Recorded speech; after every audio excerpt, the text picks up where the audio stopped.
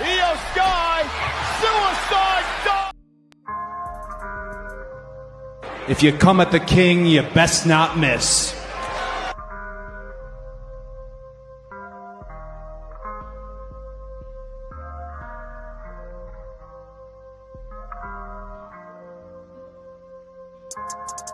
Ladies and gentlemen, the winner of this contest, and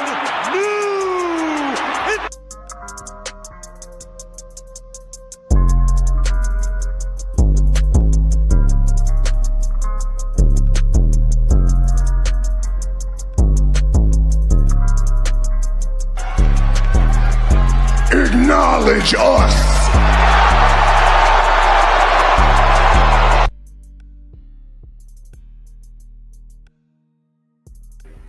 Hey, guys, we're here at the Red Carpet Ring. We're here talking about WWE Raw Elimination Chamber qualifiers continue. We are headed into the Elimination Chamber. We're going to talk about the recent episode of Monday Night Raw, cover each episode, every part of the episode, the most important parts, current news, guys, and also a bonus round. It says here why the women's mid-card titles are a mistake, but we're not only going to talk about the women. I decided to talk about the men's mid-card title as well. So we definitely going to talk about it. Get the likes as we come into the ring. With that being said, let's move on. Let's talk about the match card first for Monday Night Raw. And here we got a good card here. We got CM Punk appearing, speaking. AJ Styles returns. We got 2 qualifying matches for the Chamber. Bayley versus Lyra Valkyria. Main event is Rey Mysterio versus Logan Paul in a tag match of Damage CTRL versus Liv Morgan and Raquel Rodriguez. Let's get to the first part of the show. We got Jey Uso kicking off Raw. Uso, yeet, you know how they do it. I play it here normally, but you definitely heard a lot of this in Jey Uso's entrance. Yeet. So yes, Jey Uso kicks off Raw. He talks about how he is trying to make his decision, what he's going to do. And with Jey Uso, had just a great electrifying entrance. Stand ovation, encore, you name it. While he was talking, Gunther interrupts him. He attacks Jey from behind, knocks on the announce table, hit him not with 1 but 2 power bombs. Officials come in to break up Gunther and Jey. And when Gunther walks away to the back after being held by the officials, Jey Uso said, you know what? I'm going to make up my mind now. Gunther, he's going to pick him. You got Jey Uso so upset that he is going to pick Gunther now. He wants Gunther for WrestleMania. So Jey Uso, we got a winner here. We got someone that made a decision of what they're going to do. So that's definitely interesting to see what it's going to do. At WrestleMania. Let's go! So that was crazy when Jey said that. It's on. So now it's official. We getting that match. I remember when Jey did it. Jey already knew he shouldn't do it, hesitated, but Gunther had that look in his eyes like, what did he just do? He made that choice, and it's official. You at WrestleMania. Let's go! So yes, it's official, guys. Jey Uso picks Gunther for WrestleMania 41 World Heavyweight Championship. So with that going on, great way to kick off Monday Night Raw. Let's move on to the next part of the show. Damage CTRL versus Liv Morgan, Raquel Rodriguez. Very intense match. We had Iyo Sky had the intensity, had some near falls. Raquel Rodriguez was a good part in breaking up the near falls. She saved Liv Morgan plenty of times. Liv Morgan and Raquel also had the great chemistry. Dakota Kai is her first match back from injury. And this is good, though. But we had Iyo Sky got the pinfall on Liv Morgan. Liv Morgan was like real bloody and stuff, real toe up there. But other than that, very good match. It was a great match, though. Next match, we got here a qualifying match for Elimination Chamber. Bayley versus Lyra Valkyria. This was a great match, guys. Great technical match between two great women. Bayley, the veteran, Lyra Valkyria, the current Intercontinental Women's Champion. And this is the first time they ever face each other. I like how Lyra reversed the Rose plant and Bayley reversed Lyra stuff. They did a lot of roll-ups, near falls, but at the end of the day, when Bayley got Lyra hit on the rope, she got her with a roll, and that was it. Bayley defeated Lyra. They hugged each other afterwards, and then you could tell that Bayley definitely has a high respect for Lyra Valkyria.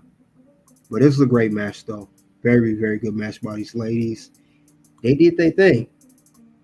Next match on the card. Well, segment, I'm sorry. AJ Styles has a promo. He returns. He talked about how his injury been rough on him.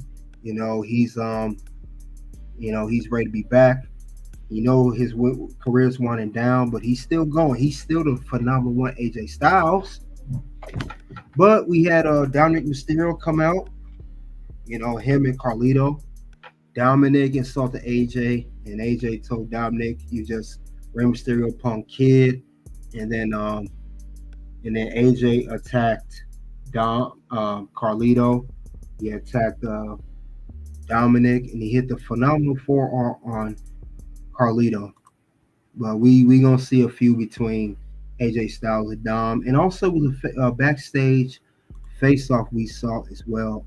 We saw plenty of stuff going on during backstage, but I think this is gonna be good because not only we saw that, we did see AJ Styles did a face-off with Kaiser. So we saw that backstage. And he also did a real good face-to-face interaction with Braun Breaker, the current Intercontinental Champion. So we're going to see what's going to happen next. But other than that, this is AJ Styles. He's back on Raw. We'll see what happens next. Now later, see what we had a tag team match for the tag team championships, World Tag Team Championships. War Raiders versus American Made. This was a solid match too. War Raiders, they held it down, and Creed Brothers definitely did their thing too. But the match ended disqualification. Once Creed Brothers know they couldn't beat War Raiders, they hit them with the belts and they attacked them, and that was it. This is far from over with this feud. I do see American Made, which is the Creed Brothers, whole goal like Chad Gable promised, because he took time off. He said he would like for Creed Brothers to get tag team gold and Ivy now get the Women's Intercontinental Championship. So it's gonna be good though. Next, we had a promo of CM Punk. He came out to talk about Elimination Chamber, the qualifying guys. He mentioned John Cena. He's fixated with John Cena. He talked about Drew McIntyre and Seth Rollins. Logan came out with that horrible new interesting theme song, new song. Did not like it. By the way, Logan, remember when CM Punk said, he made fun of Kevin Owens by losing to Logan Paul at WrestleMania last year. And Logan, he rebounded and said, "Well, I eliminate you from Royal Rumble." And, and CM Punk said, "Don't worry about me right now. I'll see you in the chamber. I'll make you go to sleep. Right now, let's focus on your match, which is the main event, and that is against Rey Mysterio." And he gave Rey his props. CM Punk and Rey shook hands, and this was the main event, guys. So this was Elimination Chamber qualifying match. Very good match. Rey was did his best to keep up with Logan. Logan did that good spinning thing off the rope, but it was not enough.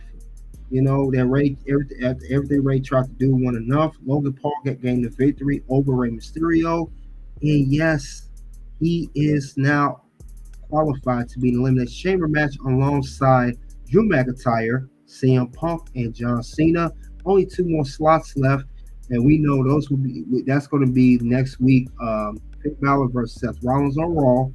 SmackDown is Damian Priest versus Braun Strowman and Jacob Fatu triple threat.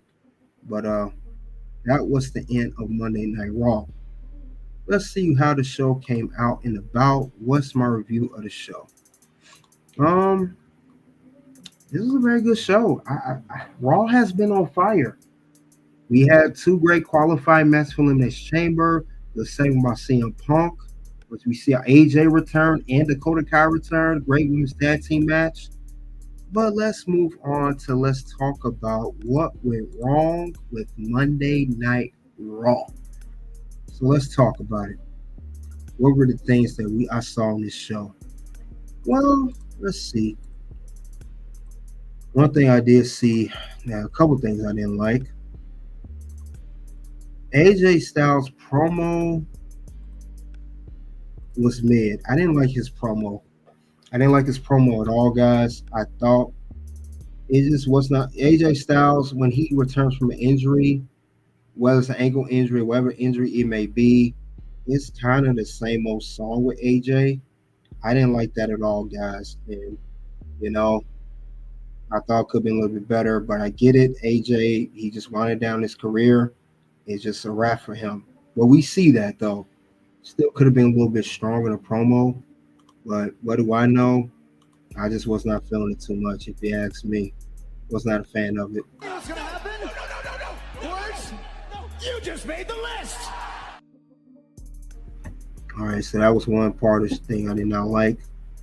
I mentioned this not too long ago, but I gotta mention it again. Logan Paul theme song was trash. I didn't like his new theme song. I'm not a fan of it. I'm not a fan of it at all. I really thought it could have. And this is the whole Def Rebel situation. I talked about this. I talked about this before. And I talked about this on Toss Ring Scandal. It's not a good song. It's not a good song. Because CM Punk, you don't say, whose song is this? And he was right. He came up with this crap. He came with this crap song. Because it is garbage. He one line when they said that, I was definitely not into the song. So I thought it was horrible. Thought it could have been a little bit better. But what do I know? Maybe some people like it. But you guys let me know if you like his new theme song. I was definitely not a fan of it. He can go back to his old song. Much better than this one. What's gonna happen? No. Words? No. You just made the list. So that's another thing I didn't like.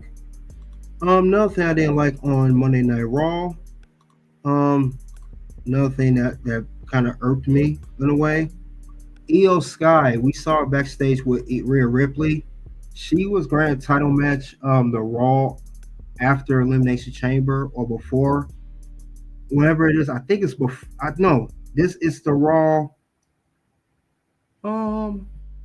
I think she said the Raw before, right after the Chamber. Now I understand that Rhea Ripley accidentally cost Iyo Sky match last week. I understand that Iyo was upset, and I know Rhea gonna win on her way of saying, "I'm not giving this to you because I feel bad for you. You earned it and all that's gonna do it." But it's still not a good story. It's like a pity party for Iyo. Not a fan of that. What's gonna happen? No. Words? No. You just made the list. So that definitely made the list. But I was not a fan of that at all. But that's the issue I saw what went wrong with Raw. Let's move on to talk about what went right with Raw. Because there are some things I liked about this episode. I said before I say it again. Lyra Valkyria and Bayley, best match of the night, in my opinion. I really was a fan of these two working together. The work rate was at an all-time 1,000. Definitely good. So this was very solid. I like how this went well. But this was good. And I like I will only wait to see if they have more matches in the future. But other than that, this was good. I like the work these ladies put in. And I would like to see Bayley challenge Lyra Valkyria again for this time the Women's Intercontinental Championship in the future. But only time will tell. Only time will tell. Yeet. All right, that's one thing I saw that was good about Raw. Another thing I saw that was good about Raw as well. I know it's kind of a recurring thing, but it's a good story. Roxanne Perez showing up on each Raw. It continues the story with Bayley. Every time Roxanne Perez shows up, she shows up when Bayley has a match, whether it's on Raw or SmackDown. And I think it's going to continue a great build between these two. And of course, a potential match between Roxanne, who looks up to Bayley as her role model. This is good. This is very, very good. I can't wait to see where this goes. So this is an A+ in my book with this story. Yeet. So that's another thing I saw great with the show. Another thing I did like as well on top of that. Another thing I like too, besides the Roxanne and everything, it's the obvious. We all are happy. We knew it was going to happen. Let's be honest, Jey Uso picking up at WrestleMania. We're finally get the one-on-one match. They it's only fitting for Jey to challenge Gunther. Jey and Cody is a great story too. I'm not denying that. It's a great story being built. Well, the big story is Jey versus Gunther. The whole underdog losing, especially when he lost a week before Royal Rumble to Gunther at Saturday night's main event. This would definitely complete the story. Jey will finish his story in WrestleMania 41. Yeet. All right, and that's all I have for what went right with Raw. Also, you guys check out the review of the show if you haven't already. Let's see what people are saying about Monday Night Raw. We got 80% of people giving it an A, 12% giving it a B, 6% giving it a C, and 1% D or F. So let's move on right along. Let's move on to current news in the wrestling world. The current news is, guys, if you haven't heard already, Tony Khan releases AEW talent. Now, it's 3 men that's no longer under AEW contract. They're no longer being held hostage, as we know. And the names are Ricky Starks, Miro, formerly known as Rusev, and Aleister Black. That was known as Malachi Black. I think this will be good. I'm glad these men are gone. The question is, with this current news, should WWE sign these talent? Should these 3 men get signed to WWE? Now, we know that Miro and Aleister Black were previously with WWE. We know the history with that. But Ricky Starks has never been signed to WWE. He's known for being in NWA. He's also known, of course, just had his run in AEW. And we gonna see. We gotta see if it's going to be worth it at the end of the day. We'll let's see how they're gonna do that with these 3, if they want to do it. But they've been removed from the page. They are no longer on the roster page. You will not see either 3 of these men on there anymore. I know some people, they really are like, they have mixed emotions about these 3 being gone. There was some people talk crap about all 3 of these guys as far as not being in AEW anymore. So everyone's, I think it's good because it was not working AEW for these men. But like I said, some people may feel otherwise to why WWE should not sign these men whatsoever. Let's see what people are saying about these 3 individuals in particular. On social media, one person said, they said about all these guys, Malachi Black didn't want to put people over / has an ego. Ricky Starks has said rejected creative that was given to him. Miro didn't want to put over people / has an ego. AEW didn't bury these guys, they buried themselves. I disagree on that one. For Malachi Black, as far as that goes, Malachi Black and Tony Khan never really clicked. They never really, got on the same page. We are aware of that. So that just wasn't going to work. He was in that stable House of Black. You know, the house always wins. That's the whole slogan with that. Um, with alongside, Julia Hart, Brody King, and Buddy Matthews. So that was not going to work from the get go, as long as you kept him in the stable. Ricky Starks, he didn't mind putting people. He rejected creative because it was silly storyline, and he knew it was going nowhere for his character. Now I heard reportedly that Tony Khan did not want to listen to his ideas of what he had as a character. So I heard he was shut down time and time again for what I've heard or rumored. So that didn't work. And Ricky Starks, we know he's linked to CM Punk in WWE and Cody Rhodes. So I definitely could see him in the WWE. He's actually close to Cody Rhodes. And they said, he went to Royal Rumble last year on WrestleMania, one of the events he went to. They said it really wasn't the same between him and Tony Khan afterwards. The relationship kind of deteriorated during time. Led to the point where Ricky Starks wasn't even on TV since March of 2024, almost a year now. And he was a tag team champion with Big Bill. And I think Ricky wanted a singles run, which he really did not get like he wanted to. Miro, he was the TNT champion.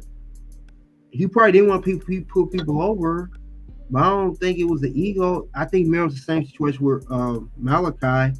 He just did not click with him. And there was no creative plans for him either.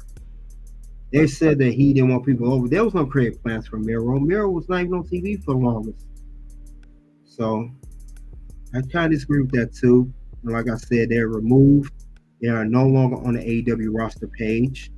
So best of luck to these three men. But which one of these three men you want to see in WWE or return to WWE?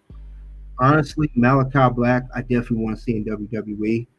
Ricky Starks, I definitely want to see in WWE. And yes, Miro, all three men will work well because Malachi Black, we need that dark character again, especially after Undertaker. We still don't have that. They tried Bray Wyatt. We know he's no longer with us. So he fills the spot perfectly. He is a void there. Malachi fits that. Ricky Starks, he could be the young Rock. Now, some people call him a knockoff Rock, but I think he'll play the character well. He do like a young Rock. And I think he could even may fit to maybe some with the final boss for all we know. You never know. Miro, we don't have a Russian heel, a Russian character as a heel, a foreign heel that's a Russian. We don't have that. He worked out well at WWE as Rusev, a United States champion, the Bulgarian, Rusev. He worked out perfect. So I think that'll work out well for him as well. I think they could really take it somewhere with that. And we know Malachi Black and Miro were connected to Triple H back in NXT days. So Triple H has a relationship with both of these men already prior. Ricky, no, he's never been in WWE, but he is connected to CM Punk and Cody Rhodes. They're also good with Triple H. So these three men I could definitely see going somewhere in the near future. I definitely see what they can do with these men long term. But I know WWE just released a lot of people. That's been spoken about. And that might be the reason why, because the reason I say that because maybe they made room for these men to appear on the roster. You never know. You never know what the case may be at the end of the day. That's just a thought. Just a thought. I think this will work out perfectly if you have all three men come to the roster. I know Booker T spoke on his podcast saying that he don't know much about Ricky Starks. He would like to see more of him, because he doesn't follow AEW. He said the same thing about Ethan Page and across from NXT. Ricky Starks could definitely be good at NXT, not so much go to main roster immediately. So, but Booker T, he don't know Ricky Starks is good. I like Ricky Starks. He had a good match with CM Punk, with a strap match with Ricky Steamboat as the special guest referee or enforcer back in Collision before CM Punk was released due to the whole All-In fiasco with Jack Perry. I think that'll be good, though. Definitely good. But you guys let me know what you think. And with that being said, let's switch gears. We're going to move on to the bonus round, and we're going to talk about why the mid-card title scene is bland. So let's get to that. Let's talk about the whole deal with that. So give me a couple minutes to get this ready.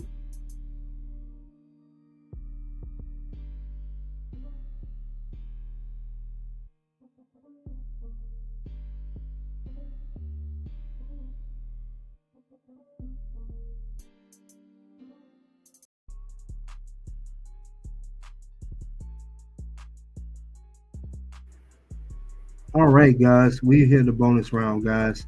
Now, what we're going to talk about here, we're going to talk about why the mid-card title scene is bland. Now, we're going to talk about the men's and women's, but let's go over the women's. Now, with the women specifically, we're going to see why that this mid-card don't be defended enough. And we're going to talk about all 4 titles. We'll talk about all 4 people as champions. And we're going to see why there's an issue in WWE of why these titles are not, there's no story with it enough. Why is there no stories being built with these characters?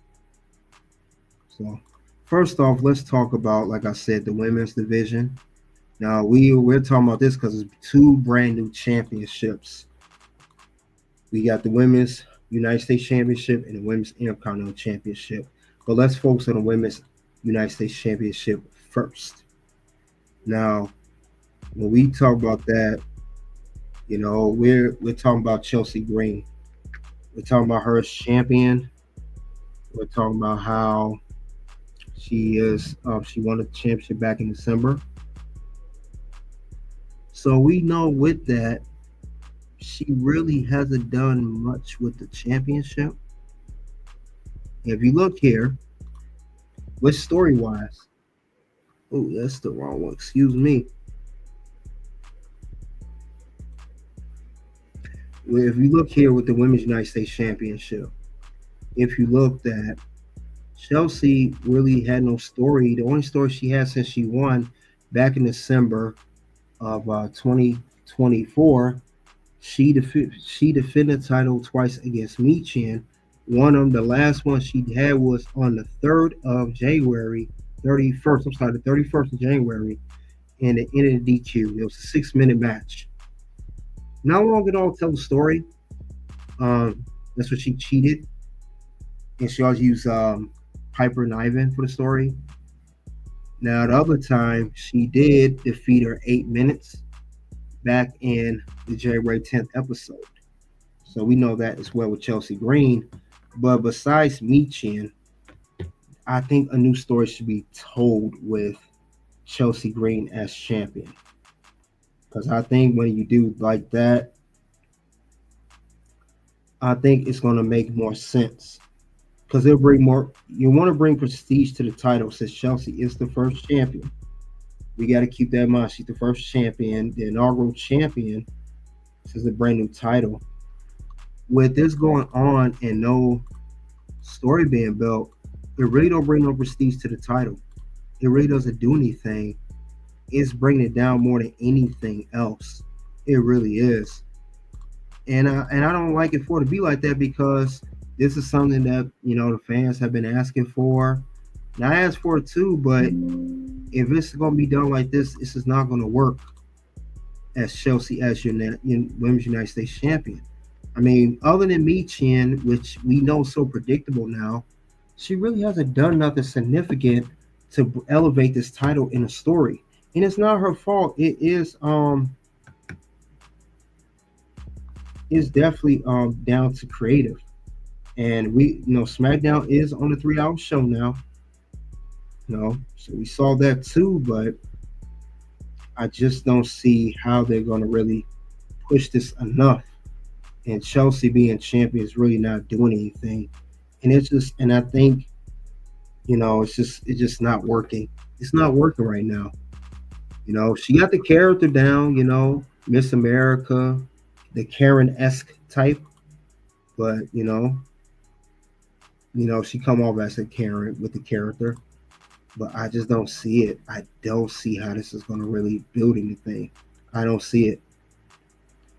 But let's move on to the Women's Intercontinental Championship. We're talking about Lyra Valkyria, who just won the belt now.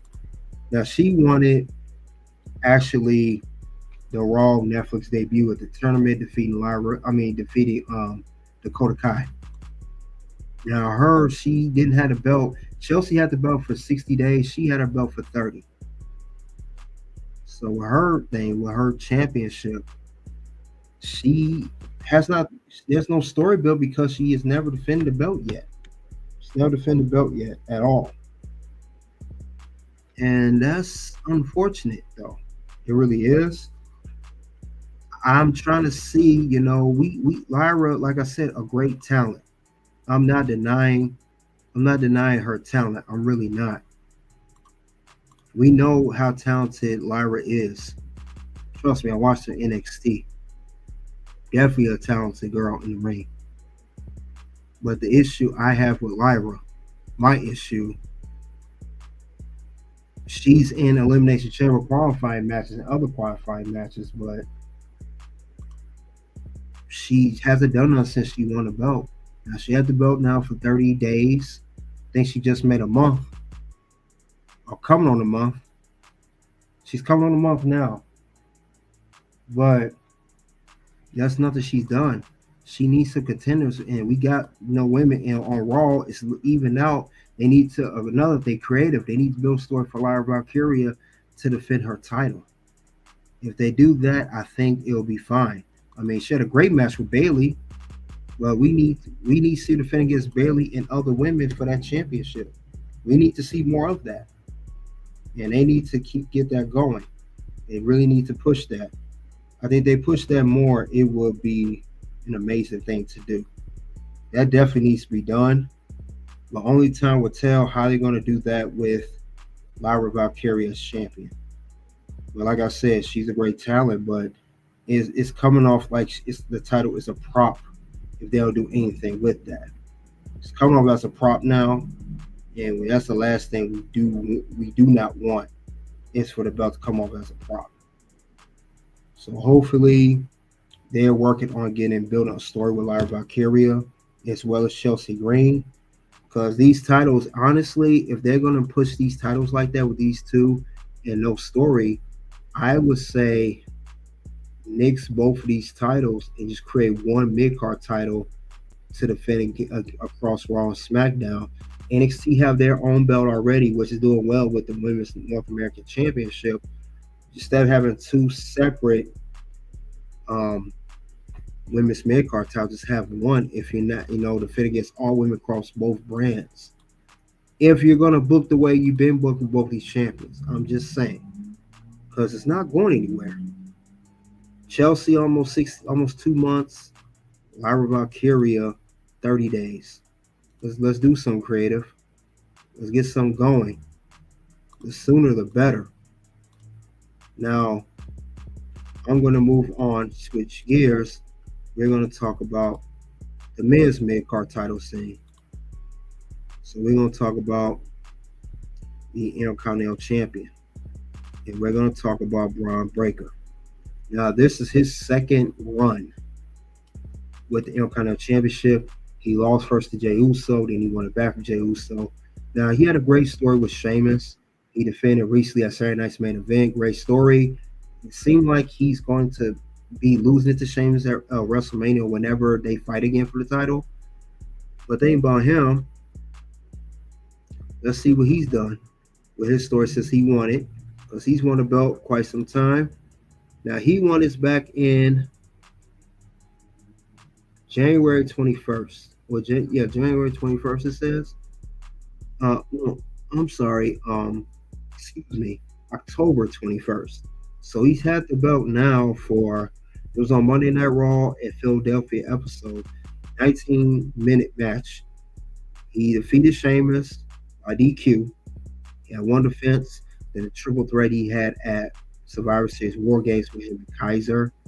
Sheamus and Kaiser and Braun Breaker, great match. Then he defended once against Kaiser, 18 minutes. That was on the December 16th episode. That was the last match he had in the 2024. And recently, just like I said, Saturday Night's Main Event, on the 25th of January. So he had one-on-one matches with Sheamus once, Kaiser once, and once in the triple threat. So other than that,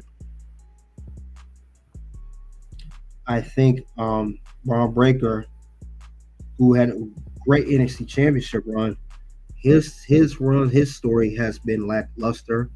Besides Sheamus, he needs some more contenders. Especially look at Braun. Braun needs all the competitors he can get. But we gotta see how they're gonna do this later on.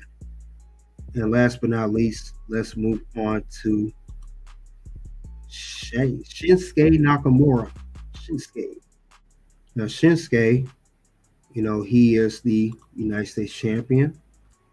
Now when he came back, he had a brand new character, different theme song, etc., etc. Now he kind of lackluster story. He did defeat LA Knight at Survivor Series War Games. I think this is third United States Championship run, but he has no story besides that. He defeated it once, and that was on the January 10th episode against LA Knight, and it was a DQ. And I think this is when the Bloodline interfered. Jacob Fatu, well, not the Bloodline anymore, but Jacob Fatu and Tama Tonga. But since then, there's been no story with that. And he's held to the belt now for almost 3 months, 2.5 months. He won the belt shortly before Chelsea won hers. Chelsea's 2 months, he's about 2.5. But he got to have a story built around him. He needs a story built. So hopefully they do something right with that. Because Shinsuke had a great kickoff when he came back. But other than that, it's been, kind of lackluster. And I think that's the problem with creative when it comes to, they all about the men's world heavyweight championship and the women's world championship, the WWE title and the WWE women's championship. But when it comes to the mid-card champions, it's simply put, none of these champions have a story. That's the problem we have right now. They don't have a story. They don't have a story at all. That's the problem. And if they don't continue to build a story, the championships that we see, they're not going to have prestige. They're either never going to have it when it comes to women holding new championships, since Chelsea and Lyra are the inaugural champions, or they're going to lose prestige like Shinsuke's belt and Braun Breaker's belt. Because Gunther did great with the Intercontinental Championship, and I want to say LA Knight United States run was okay. It was terrible. It was okay. And also Rey Mysterio had a great run with the United States belt before Logan Paul beat him. So they got to continue to do that. I think they do that, that'll be fine. But other than that, though, that's all I have for why the mid-card title scene is bland. You guys let me know if you think the title scene is bland. Do you think it's okay? Or they need to create more story. They need more storylines. Similar to Bill pop-up, guys, you guys click the links below. You already know what it is at this point. It's OUT. Something happened this weekend, and I've been struggling with it since I retired. But this weekend gave me closure. Wow. It really did. Like, it was fun. Obviously, it was fun. I mean, you can't, doing this for as long as I have and